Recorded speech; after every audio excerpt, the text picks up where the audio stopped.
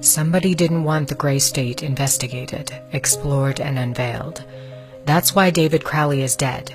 He was the writer and director of one of the most controversial movies in modern history, and somebody didn't want him to produce it. What was so threatening about David Crowley and the Gray State concept? Like Gray State, many Hollywood films have depicted apocalyptic themes and end-of-the-world scenarios, yet the directors of these films are still alive. Roland Emmerich wasn't murdered after directing blockbusters 2012 and A Day After Tomorrow. Steven Soderbergh wasn't killed after his movie, Contagion. But David Crowley is dead, along with his wife and child. They were killed before the production could be completed. What was so dangerous about Gray State?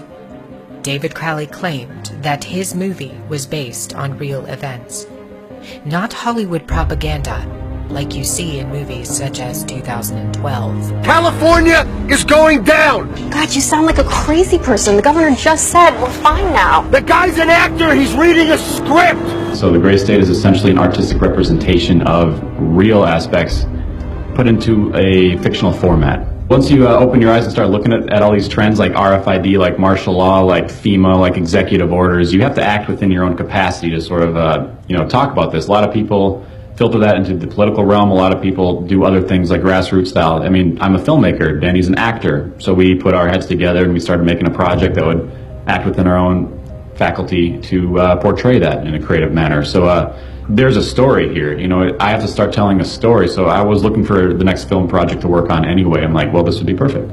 And it's not really perfect because you have to kind of filter down all this stuff into a narrative storyline that's not just propaganda telling you what's going to happen next, like 2012 or A Day After Tomorrow. It's got to be a human story, and it's got to be enduring and compelling. The way we're different is we're independent, and we don't expect any participation from any studios just because of its contentious nature. I mean, anyone knows that Hollywood has not approached this topic so directly before. That's what makes Gray State so compelling. It's that different. Definitely the trailer is our best efforts to kind of show this world and expose these very real issues that exist in our world today.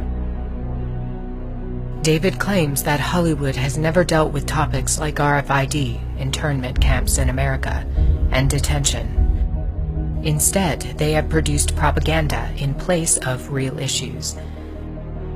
When Hollywood does discuss internment and detention, it's almost always about World War II and the Holocaust.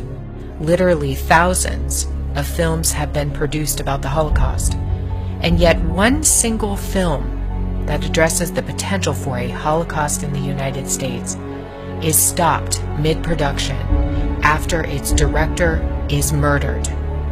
Seems a bit odd, doesn't it? They don't want Americans, Canadians, and other Western countries to know what is coming.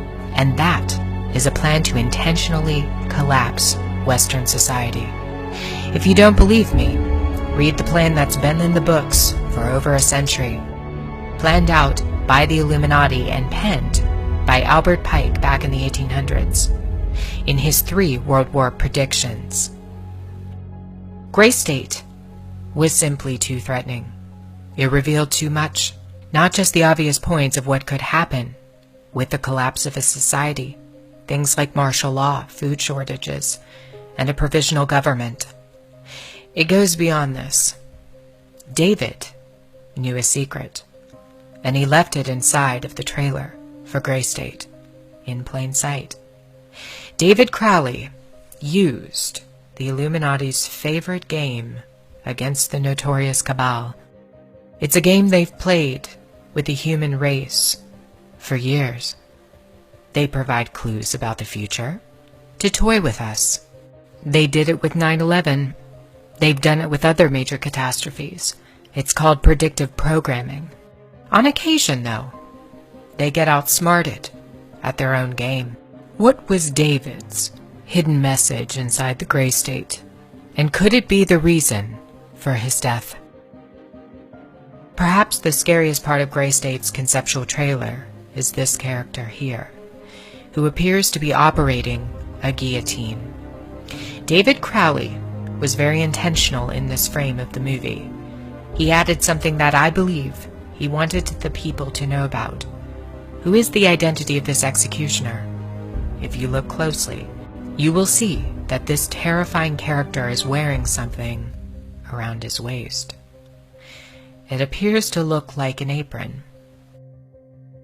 The executioner wears a Freemason apron, complete with the all-seeing eye, the compass, and the 2 pillars. I do believe David Crowley is trying to tell us something.